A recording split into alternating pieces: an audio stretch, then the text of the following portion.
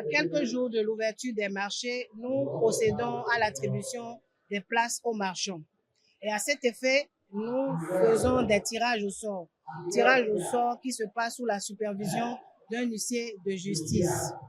Aujourd'hui, 3 décembre 2024, c'est le jour du tirage au sort sous le marché de Ganry qui sera ouvert le samedi 7 décembre 2024.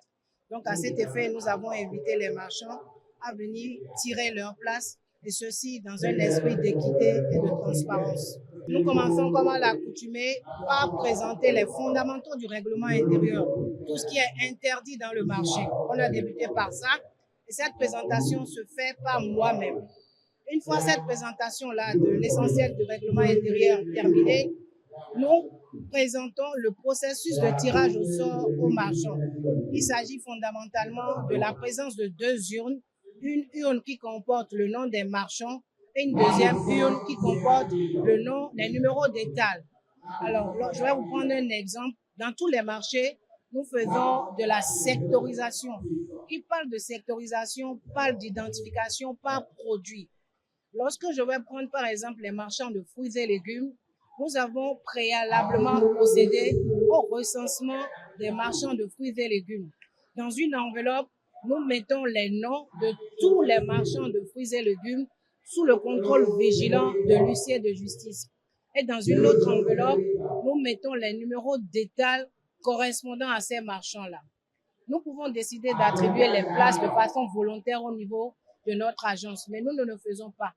Nous renversons les enveloppes dans chacune correspondante, une dénommée nom des marchands, la deuxième, une est dénommée numéro d'étal, et nous appelons le nom des marchands. Lorsque le marchand même est là, il vient, il tire un nom. Mais il ne sait pas que c'est le nom d'un tiers, parce que ce n'est pas son propre nom. Si on doit prendre son propre nom et lui permettre de tirer un numéro d'étal, c'est comme si en fait on n'a pas travaillé dans la transparence. On appelle le nom de quelqu'un, la personne s'approche de l'huissier autour de la table, tire un numéro dans l'urne comportant les noms des marchands.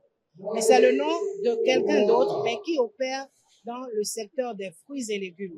Donc la personne détache le document et l'expose au public. On appelle à haute voix le nom de ce marchand-là qui a été tiré. Et dans la seconde urne, on permet à la personne, ça peut même être encore une deuxième personne, qui tire le numéro, un numéro d'étal. Et donc, c'est ce numéro d'étal-là qu'on attribue à la personne dont on a préalablement tiré le nom. Et donc, on les appelle. Si la personne est là, on lui demande de noter le numéro de son étal et d'aller l'identifier en même temps sur le site. Et comme ça, à partir de demain 4 et le 4, 5 et 6, on va les laisser s'installer tout doucement parce que ça fait quand même 2 ans qu'on les a délogés de l'ancien marché sur le site de relogement qui est situé vers la lagune de Racodi, là. Donc, il faut leur permettre de se remettre dans de bonnes habitudes, de venir s'installer progressivement jusqu'au samedi. On va